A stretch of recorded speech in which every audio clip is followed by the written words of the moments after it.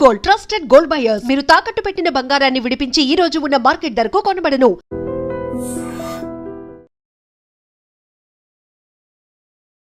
నమస్కారం, welcome to I dream. ధర్మ మార్గం విత్ విజిత కార్యక్రమానికి స్వాగతం.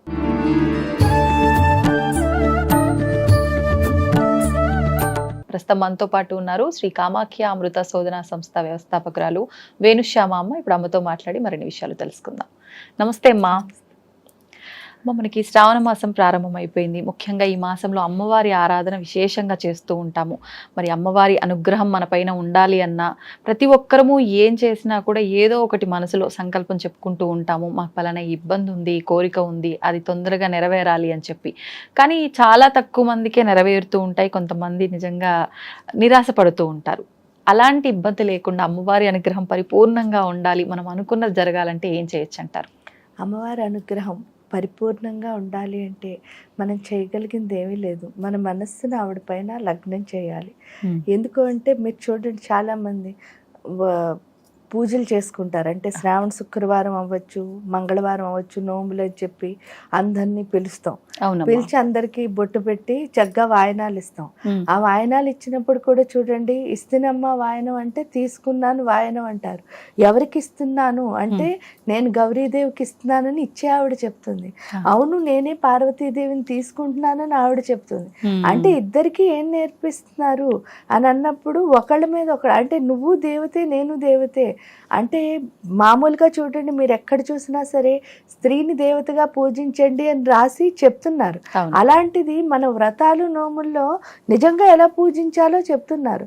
ఆ పూజించాలంటే ఇప్పుడు సపోజ్ చూడండి, మిమ్మల్ని నేను పూజ చేయాలనుకున్నాను, అప్పుడు నా మనసులోకి ఏవి ఇంకో ఆలోచన రాకూడదు. అంటే అంతకు ముందు మన ఇద్దరి మధ్య జరిగిన సంఘటనలు ఏవి మనం గుర్తుపెట్టుకోకూడదు. అంటే అంత ప్రేమగా పూజ అన్నది చెయ్యాలి, అనుభవిస్తూ.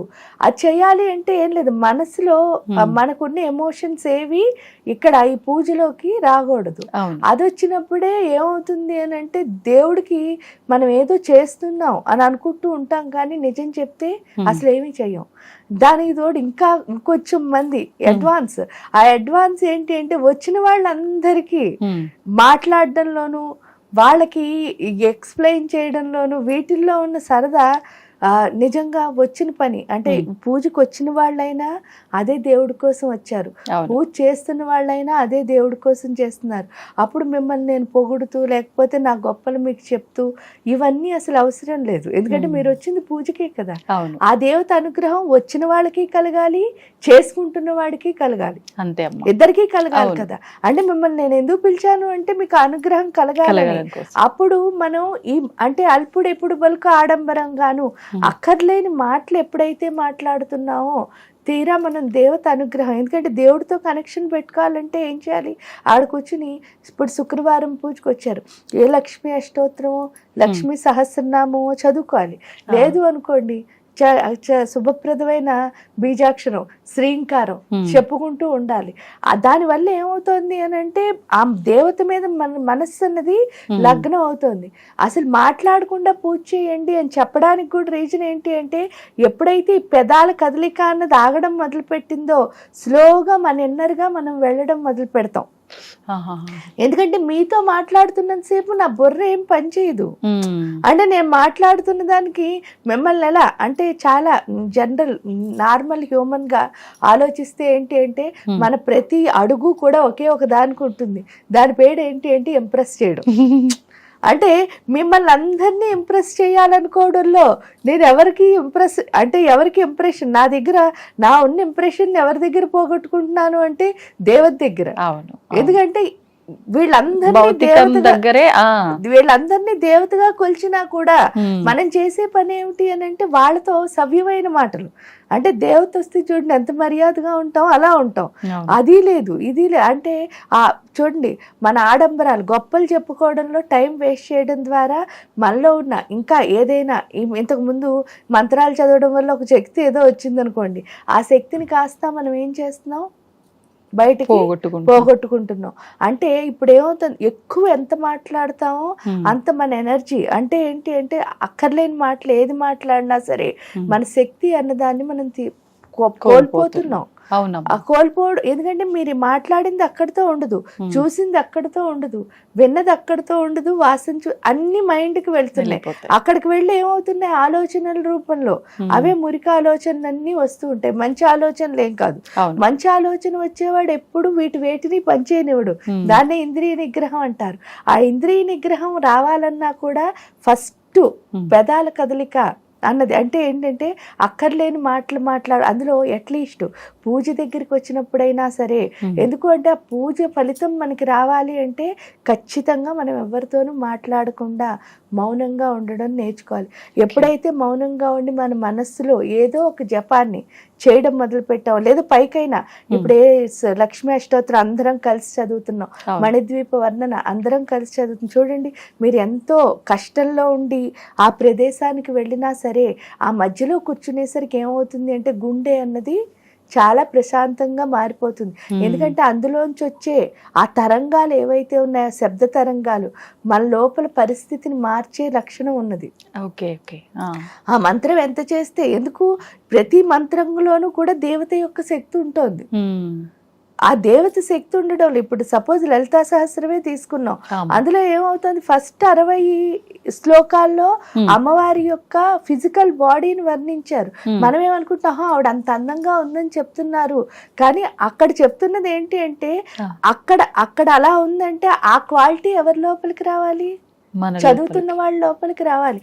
అంటే అర్థం ఏమిటి అంటే అక్కడ ఉన్న ఏదైతే అంటే అబద్ధాలు చెప్పకూడదని కానీ, లేకపోతే మంచి మాటలే అవన్నీ అక్కడ చెప్తుంటా లలితా సహస్రంలో.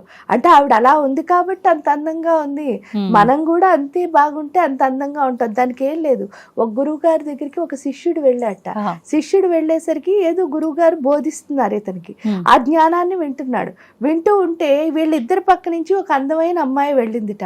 ఆ అందమైన అమ్మాయిని చూడగానే ఇతని కాన్సన్ట్రేషన్, అంటే చిన్నపిల్లాడు కాన్సన్ట్రేషన్ మొత్తం ఎవరి మీదకి వెళ్ళిపోతుంది, ఆ అమ్మాయి మీదకి వెళ్ళిపోయింది. గురువు గారు ఏం చెప్తున్నారో అప్పటి వరకు భక్తిగానే వెళ్ళాడు. అంటే చాలా మంది మేము భక్తులు అని అనుకుంటారు కదా, ఈ అబ్బాయి కూడా భక్తిగానే వెళ్ళాడు గురువు దగ్గరికి, జ్ఞానం విందామనే వెళ్ళాడు, మిగతా పిల్లల కంటే డిఫరెంట్ గా ఆలోచించే వెళ్ళాడు.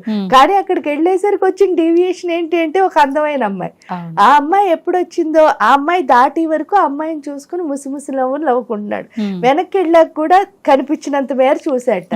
చూసిన తర్వాత గురూజీ కూడా చూశారు, ఇవన్నీ గమనించాడు. నేను చెప్తున్నది వినట్లేదని కూడా ఆయనకు అర్థమైంది.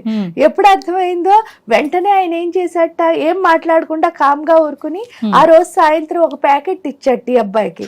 ఇచ్చి ఒరే పక్క ఊళ్ళో ఒక ఆయనకి ఇవ్వాలి, పట్టుకెళ్ళి ఇవ్వరా అని చెప్పేసి శిష్యుడికి బాధ్యత అప్పచెప్పి ఇచ్చిన తర్వాత నా దగ్గరికి రా అని చెప్పారట. ఇచ్చి వెళ్ళిపోమని లేదు వాళ్ళ ఇంటికి.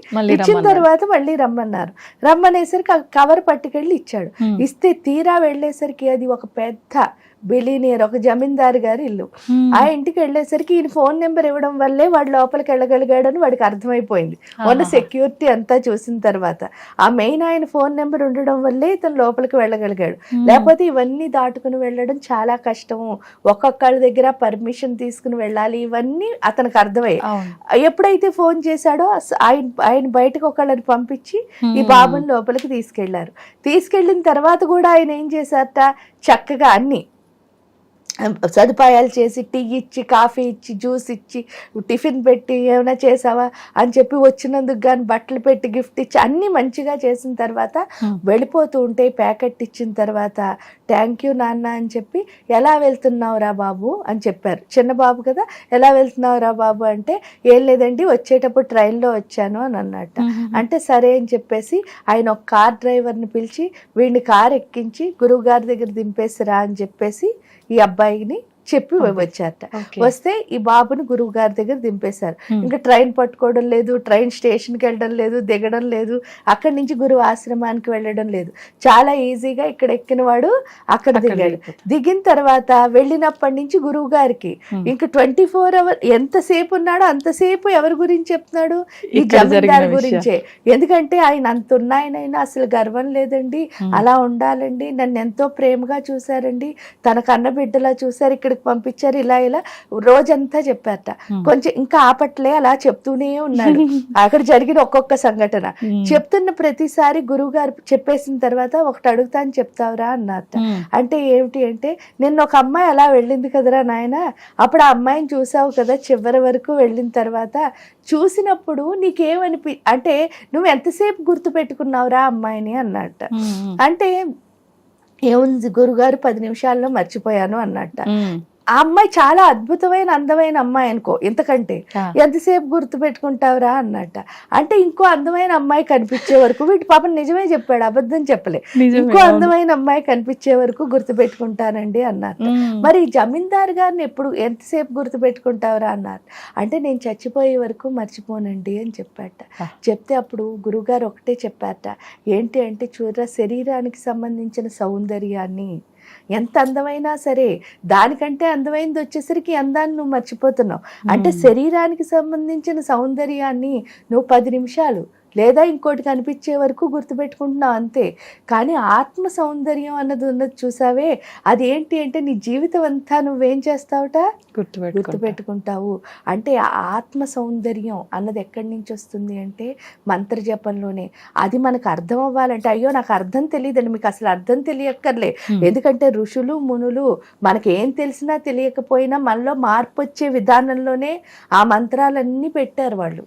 కాబట్టి జస్ట్ మనం చదివితే చాలు, ఆటోమేటిక్గా ఏం మారుతుంది, మన ఆత్మ సౌందర్యం అతి సూక్ష్మదేహంలో ఉన్న మొత్తం చెడంతా బయటకు వస్తుంది.